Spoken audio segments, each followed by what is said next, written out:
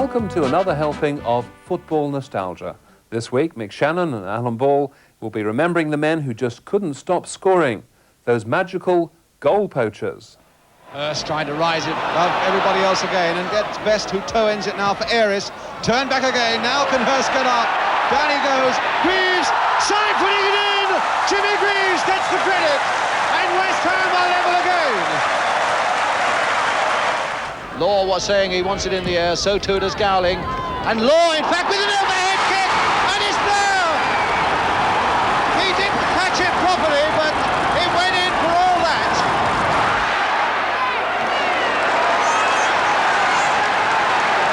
Turned on superbly for Robson, and a goal! Oh, a wonderful goal for West Ham! What a superb goal! Mick, when we talk about goal poachers, is this a natural ability that they have, or can you manufacture a goal poacher? No, I think it's a natural ability. I mean, it's like an instinct. They got to sniff round for it. Right? Peter, we've been watching. We're talking about, Law. He was brilliant. Greasy, and I mean, I think that they were probably the two outstanding ones. And you got Pop Robson. Yeah, he's been around a fair bit and was always score good goals. But it's got to be a knack. Invariably they live off someone. Yeah. And they're always there picking up the pieces, and who's on the end of it? But it's Greasy, Law, or Pop Robson, or someone like that. Alan, do you think every team needs this type of player? I think they do. It is a gift. I think it's a mix of they live off someone. I think they live off everybody. Yeah, sure. Anything that's going on they're two moves ahead of what's going on. When things are developing, they're looking at defenders. They're thinking, "Oh, I'm going to beat you. I'm just going to get a yard on you in the box, and I'm going to put this away if it comes in here." And I've played with lots and lots of people who live like that, and they've made their living. Ted McDougall was another one. Ted was probably a great example. Take Ted out of the box, and he was probably the worst player I've ever played with. But in the box, he used to be a yard ahead of everybody. And his brain was thinking so quick, and his finishing was clinical. David Peach playing in midfield, and Jim Steele here at left back. Peach again, Osgood and Channon waiting in the middle, and McDougall! Ted McDougall!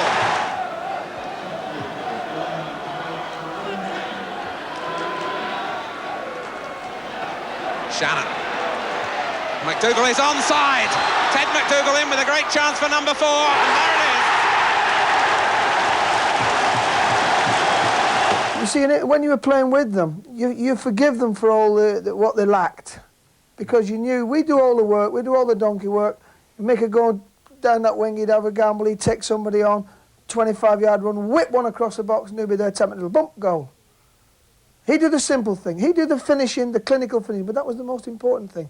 We knew, and you're always confident that if you had somebody like him in your team, you're always confident if you were prepared to get the right service in that box at any given time, they'd score goals. But that goal scoring, that goal poaching, is a natural ability. You can't make that, can you? No, I think, but I think it is within their makeup. I think it's they get so, like Bawley says. I mean, and Ted was probably the greatest example that I know. Like, didn't matter. I mean, sometimes if you're stood on top of a ball, you can't kick it. But Ted would toe poke it, as long as it was going towards the goal. That's all that mattered. Do you know what I mean? And they'd adapt anything. It didn't matter. It didn't matter to get that yard to be able to knock the ball in. Just get it towards the goal. And you think how many goal scorers just sneak in, or you've seen them hit the ball, come back, hit them on the chest, and they go and bundle it in. I mean, the times that it happens with goal scorers. Greaves, he always used to say, "There's no such thing as a bad goal, son." Yes, goal poachers didn't come any more famous than Jimmy Greaves. He made his name at Tottenham, but we see him still popping them in late in his career for West Ham. And it's going to be Aris on that far side with the corner. Floating it as Hurst goes in, but in fact it was Jefferson who got it away. Oh, against the bar! Greaves, there it is! Against the bar by Boyce, and Greaves to finish it off with 14 minutes gone. West Ham ahead. Boyce, who hammered that one against the bar, and West Ham must have felt that the bad luck was still against them until Greaves typically slipped in to make sure.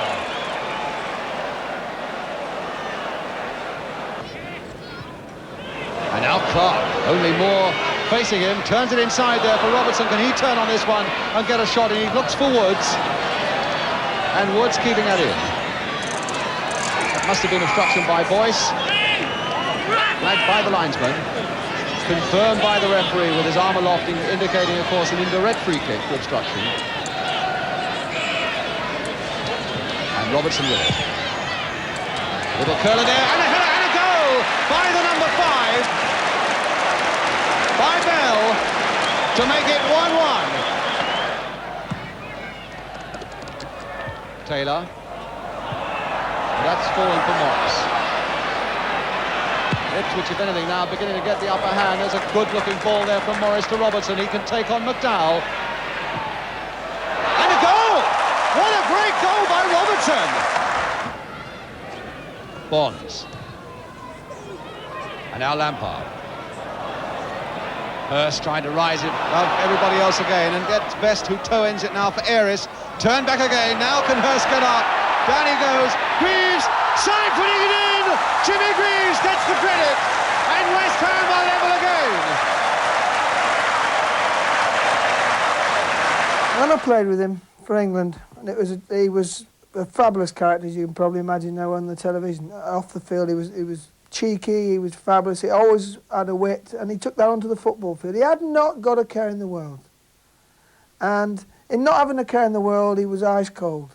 And I always knew that when I played with him for England, Sir Alf said to me, if you can get the ball to James in and around the box, you can expect him to score, young man. And every time you did get that ball to him in and around that box, Alf was right. You fancied him scoring.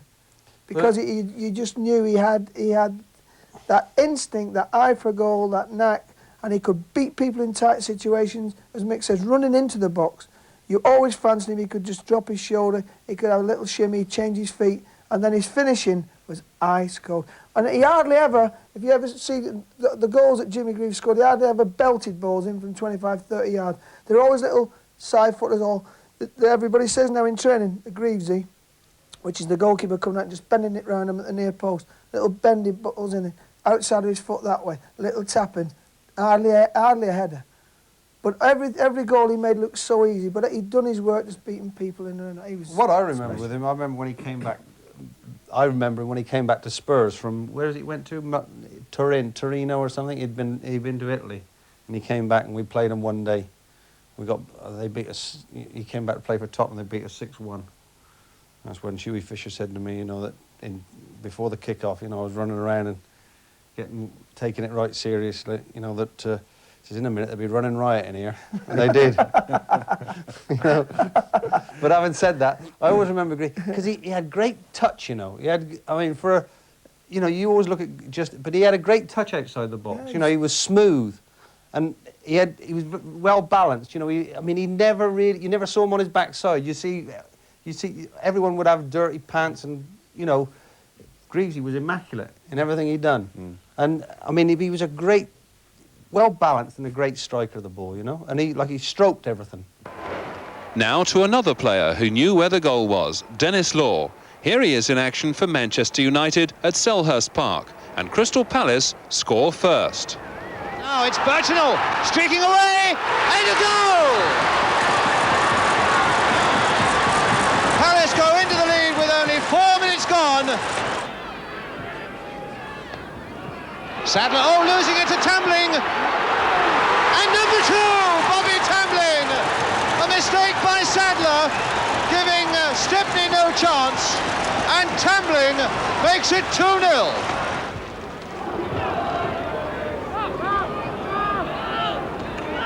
Tambling. And Hoadley doing that one slip, and Law now for Gowling. Still Gowling. Law, and a goal! 2-1. Dennis Law. Willie Morgan. Between two players, and the referee has stopped it which may have been a pity for United because they were in possession with either Crerand or Gowling to go for it, but he gave the free kick, and it's Bobby Charlton to take it. Law was saying he wants it in the air, so too does Gowling. And Law, in fact, with an overhead kick, and it's there! He didn't catch it properly, but it went in for all that. Completely deceiving John Jackson. Struck low by Charlton. Law tried the most extravagant of overhead kicks. He didn't catch it properly, but it went in all the same. Oh, not such a good one by Paddy Crerand, but in fact Bobby Charlton made something of it. Law lifting himself again. Gowling, Best, and there it is! George Best, 3-2, and Manchester United's comeback is complete.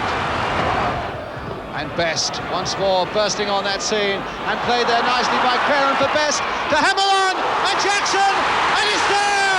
Oh, a mistake by John Jackson, and Best has scored again. And Wall through the legs of Morgan to Taylor. Tamley. Oh, and Crerand's beaten him. Played there for Law, and number 5! Number 5 by Dennis Law. And that, of course, is Law's hat-trick. Taylor with the corner. Wall flicking it in, and it's there by Queen! Jerry Queen, who got the final touch. Dennis was, you know, for me, I mean, he was a good all-round player. I don't think he had the touch that he was far more forceful than Greasy, you know? He used to make things happen, I felt, where Greasy used to get it and he used to have that, he used to be like silk. Dennis was one of those players, anything in the box, like his the overhead kicks and that, he was probably the first one to bring it here, wasn't he? I mean, he was dynamic. I think that's the way to explosive in the box, you know, and anything round there. I mean, and he was great in the air for a little fella. I mean, you know, we were, like I say, we've talked about big strikers, big fellas. He was good. I mean, how tall do you reckon he was? 5'6"? No, I don't think he'd be 5'9", bigger than... What do you mean? Yeah, but he's very slight, you know. There was nothing of him. Yeah, there was nothing of him. He didn't seem very big bloke. But anyway. A difficult man to deal with for defenders. Well, I through being a Lancashire lad, I saw an awful lot of him at Manchester United, and I loved him to death. I mean, he's one of my idols when I was younger, and I had the great privilege to playing against him 2 or 3 times. But I thought he was a really good midfield player. But he was a typical fiery Scot. He was a piranha, wasn't he, in the box? You know, anything came in, whoop, he'd eat it, be gone. It'd be away. Spectacular goals. Another character. That you can't forget his, you know, the old shirt on the arm, the goals when he scored, you know. And he strutted around. He had a presence about him. Bit of arrogance. Yeah, he was a strutter and he scored good goals. And he was... I was looking as a spectator, you know, as a lad, I thought, I want to be like him. He had something about him that people were aware of. And when I played on the same pitch, I was aware of that as well, that he was a bit special. And another great goal poacher, Brian Pop Robson, coming up after the break.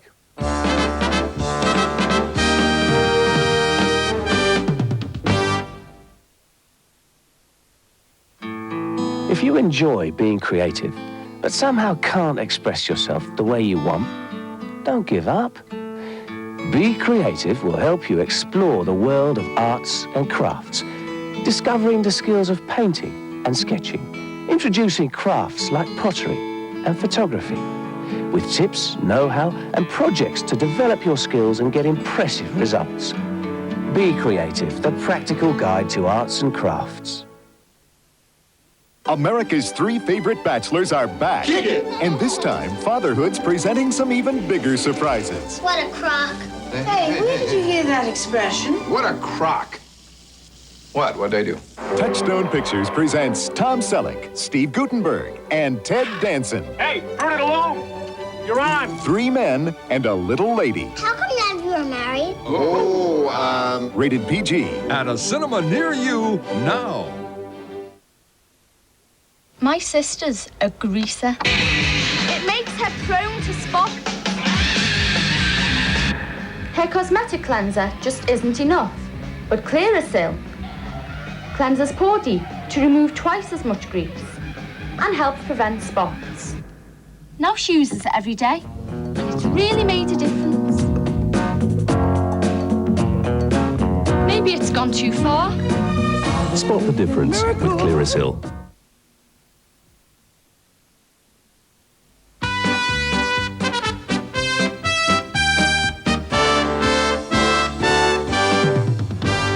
And welcome back. We're remembering soccer's great goal poachers, and you can't, of course, miss out Pop Robson. 2 matches for you now that cover both his spells with West Ham. Buchan still right up there in that West Ham penalty area. But O'Neill to George Best again. Getting past Robson. Still with Best. Letting one go, and a goal! George Best then scores his second goal of the season. The first came from a penalty. And really that was no more than a speculative shot. And you've got to put a question mark there against Peter Grotier. Maybe he was unsighted. And Holland jumping well. Lampard keeping it in well. And Holland going on. Turn now for Clyde Best and back for Brian Robson. Letting one go! And another fine save by Stepney.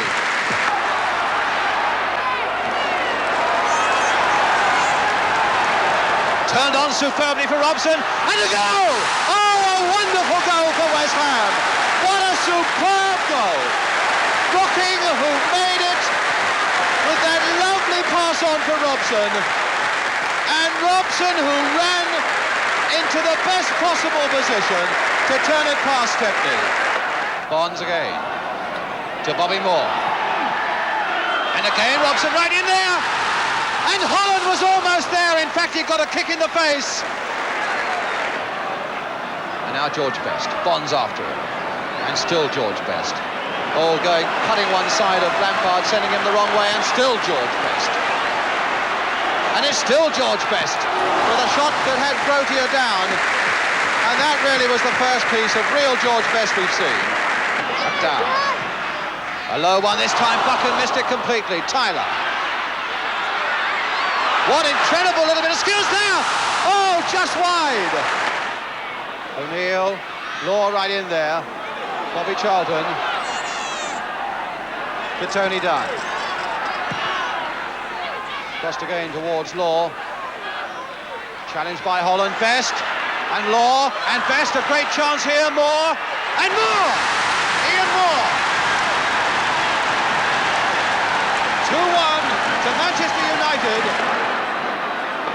Taylor. And Robson trying a 1-2, but it was so crowded in there. Billy Bonds trying to get it wide for Tyler, and Dunn quite content to turn it into touch. It's Tyler. West Ham, who've had so much more of the game, and the chances have come their way, but now for the second time find themselves behind. Robson hitting a goal! Oh, Robson! 2 goals in a little more than a minute, and Brian Robson makes it 2-2. The ball came across, and Robson, although the area was crowded with United defenders, hit it first time and decisively into the corner. 2-2. Tommy Taylor with the throw. Trevor Brooking now. Crossed in, could be interesting towards David Cross, and fisted away by Middleton, not very far. Powell losing out on it. Claims for a handball there. They crossed it in, and it's there by Robson. A goal for West Ham. 4.5 minutes gone. Exactly the start West Ham wanted to cool their nerves. They claimed there was handball inside the box on the far side. The referee waved it on. The cross came in while Derby maybe was still waiting, and Brian Robson was in there to head it beyond Middleton. Bill Green up well, Kerbishley helping it. Good piece of play, good teamwork again by West Ham. Lampard. Cross has found a yard or two beyond McFarlane. Now can Holland get in there again? Played back for Cross, and a goal by David Cross. 2-0 for West Ham.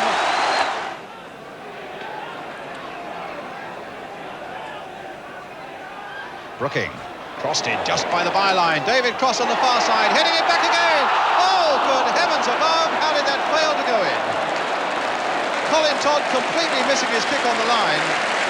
Brooking, as if by magic, getting that ball over before it crossed the byline. Cross at the far post, heading it back again, and just look how close as Todd misses his kick.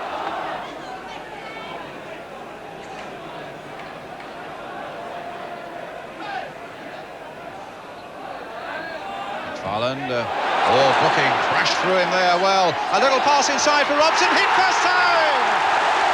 Number 3.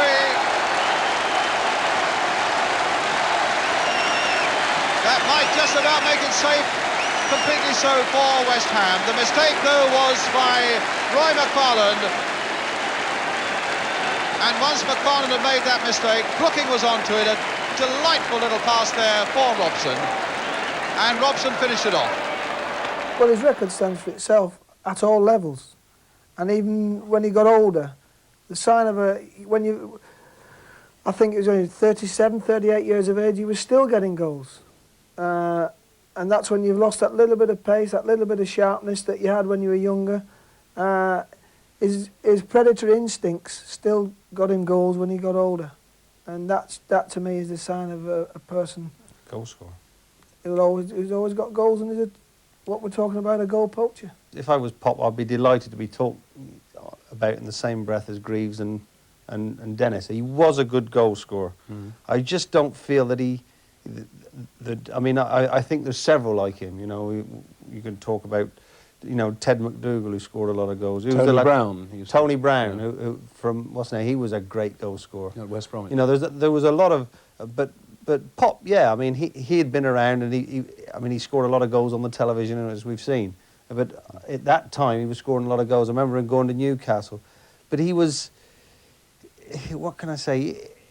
In that mould, he used to drift around. He was more of a floater, a drifter. He wasn't something that would force anything. He would be on the end of everything, more in the Greavesy mode. But he wouldn't have been as good as Greavesy. That's my opinion.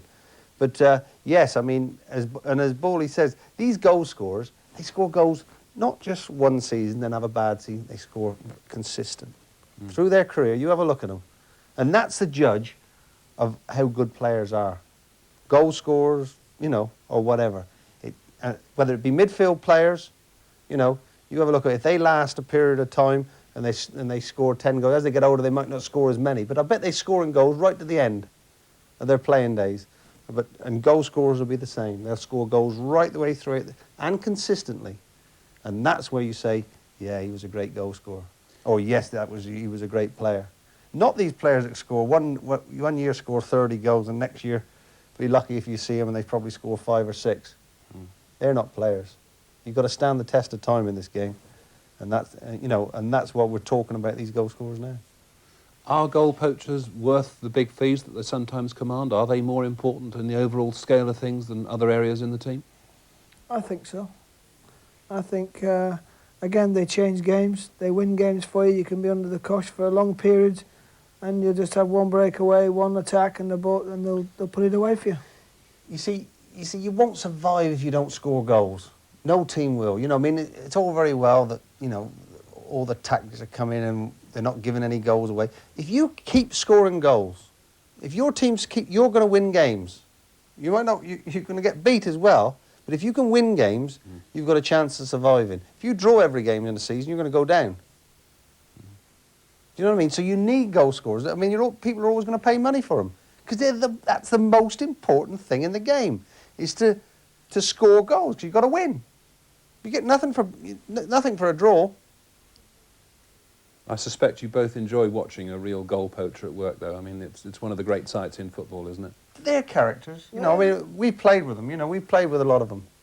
But they're all characters. They're all different. They're all different. It's a pleasure to work for them. I worked for them all my life. And I got great pleasure out of seeing one at work and watching him get the end of some hard work. It might have started with your goalkeeper rolling it out to the right full back. But you're working to get the ball in an area where you can trust a man to put it away. Peach again. Osgood and Channon waiting in the middle. And McDougall! Ted McDougall! And that's it for another week. I hope you've enjoyed our stroll down memory lane from Mick, Alan and myself. It's goodbye now.